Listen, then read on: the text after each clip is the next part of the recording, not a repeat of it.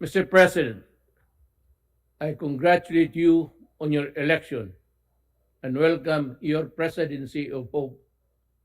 Indeed, that is what we need in these challenging times. For nearly 2 years now, the pandemic has upended our lives. The climate crisis has worsened, the inequalities have deepened, and the geopolitical balance is in a state of dangerous flux. Certainly, these are complex problems, but one thing is clear.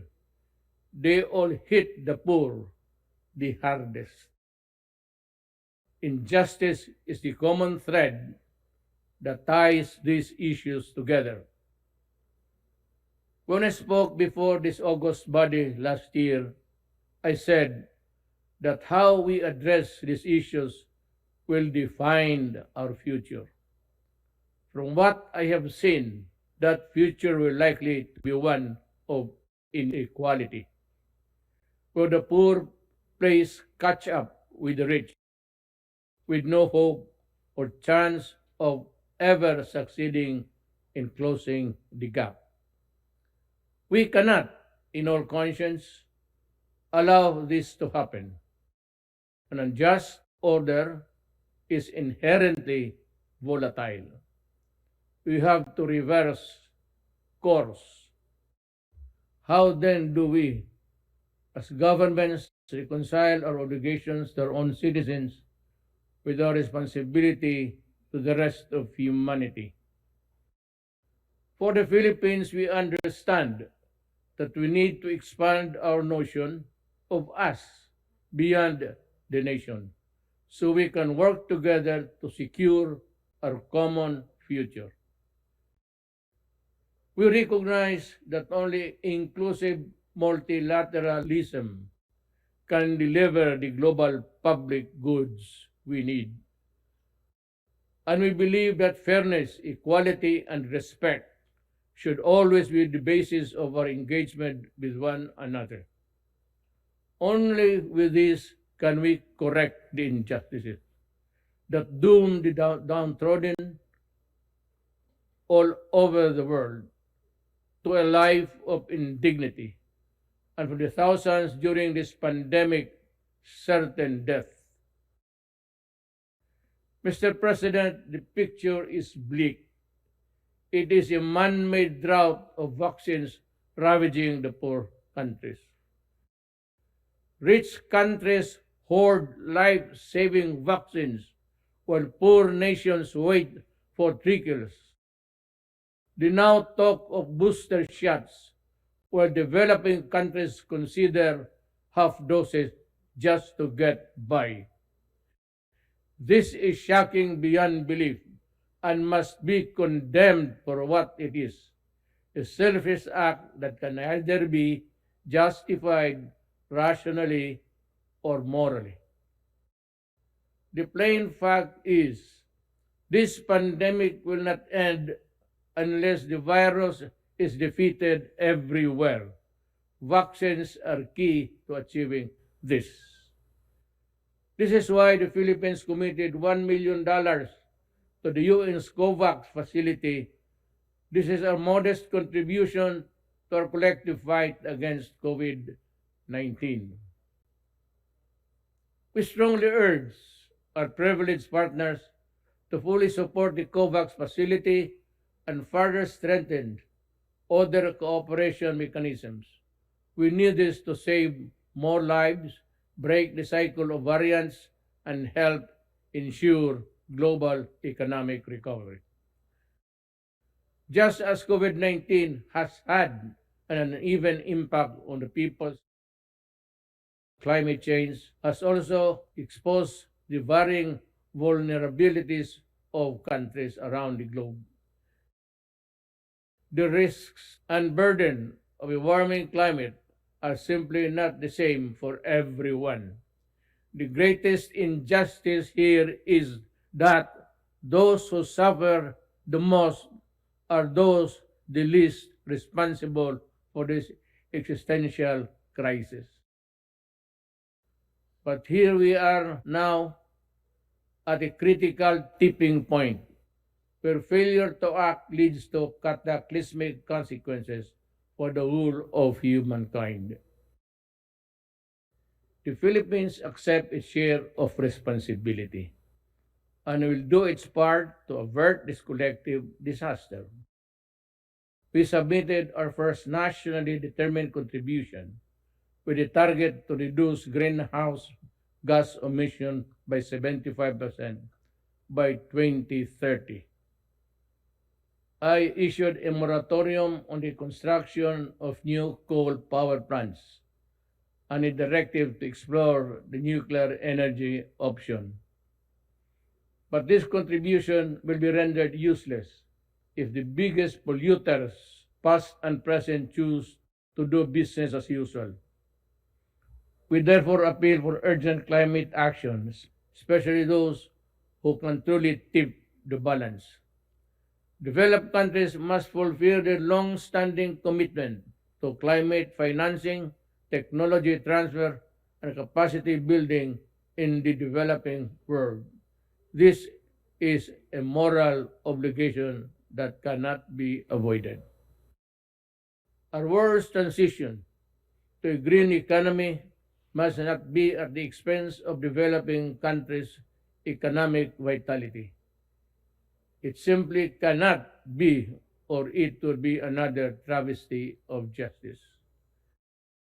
Mr. President, the Filipino people aspire for stable, comfortable, and secure life founded on freedom, justice, and equality. We have made significant strides on this after more than a century of nation building. Today, the Philippines is a middle income economy and a thriving democracy. But difficult challenges remain. This we do not deny. Millions of Filipinos work abroad under the most difficult and inhumane of circumstances.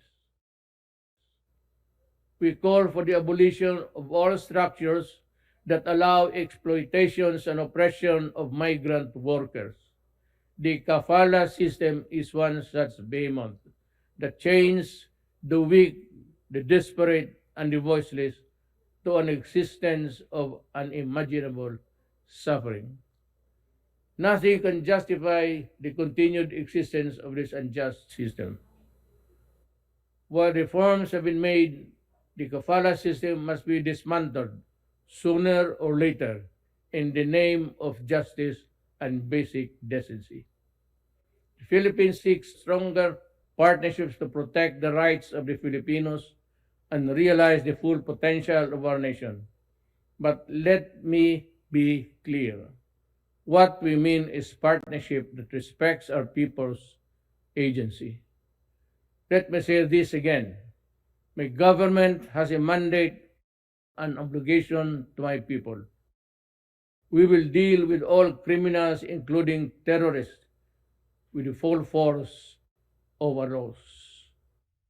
The Filipino people want to live in peace, security in their homes and communities, free from harm and danger from the lawless. But achieving this goal has not been without challenges. I say this in no uncertain terms. The law applies to all. I have instructed the Department of Justice and the Philippine National Police to review the conduct of our campaign against illegal drugs. Those found to have acted beyond bounds during operations shall be made accountable before our laws. We have recently finalized the United Nations, our joint program of human rights. This is a model for constructive engagement between a sovereign member state and the United Nations. Meaningful change to be enduring must come from within. The imposition of one's will over another, no matter how noble the intent, has never worked in the past, and it never will be in the future. How many more countries shall be made to unravel and descend into chaos before the powerful heed the simple lesson? In dealing with complex problems in nation building, let us consider pragmatic approaches that square ideals with reality. Sure, they may lead us to imperfect solutions, but solutions nonetheless that actually work. We will pay the price for the misadventure of the few that spiral into humanitarian disasters. The Philippines, in line with its long-standing humanitarian tradition, has opened its doors to Afghan nationals, especially women and children fleeing the conflict. As one global community, we must do our utmost to help the Afghan people and all those who continue to suffer. For the Rohingyas, I have instructed our Department of Justice to work closely with the UN High Commissioner on Refugees to prepare a cooperation program for a specific number of Rohingyas consistent with our capacities. The Philippines has limited resources during these extraordinary times. But what we can do for humanity and will uplift human dignity, we will. Mr. President, in a period of profound geopolitical change, it is vital that all countries, big and small, commit to the rule of law fully and firmly. For a world without law is a world of disaster, where the weak is at the mercy of the strong. There can therefore be no other acceptable basis for a global order but the law. We must resolve disputes peacefully, as we manifested in the Manila Declaration of Peaceful Settlement of International Disputes.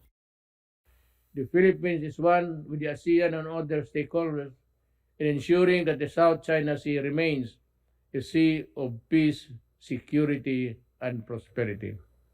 The 1982 UNCLOS and the 2016 Arbitral Award of the South China Sea provide a clear path towards a just, fair, and win-win solution for all. The award must be seen for what it is, a benefit across the board to all who subscribe to the majesty of the law. No amount of willful disregard by any country, however big and powerful, can diminish the arbitral award's importance. Mr. President, we face multiple crises that demand effective global governance. Yet our institutions, including the United Nations, have proven to be inadequate. The UN is a product of an era long past. It no longer reflects the political and economic realities of the world. Democracy and transparency are concepts that reverberate in the halls of the UN. But ironically, the Security Council, the pinnacle of UN structure, violates every tenet of these values. It is neither democratic nor transparent in its presentation and processes. Many member states have spoken firmly, and we agree. This simply is not right. If the UN is to lead the world out of the many crises we face, things need to change. The UN must empower itself by reforming itself. Therein lies the hope of humanity. Thank you.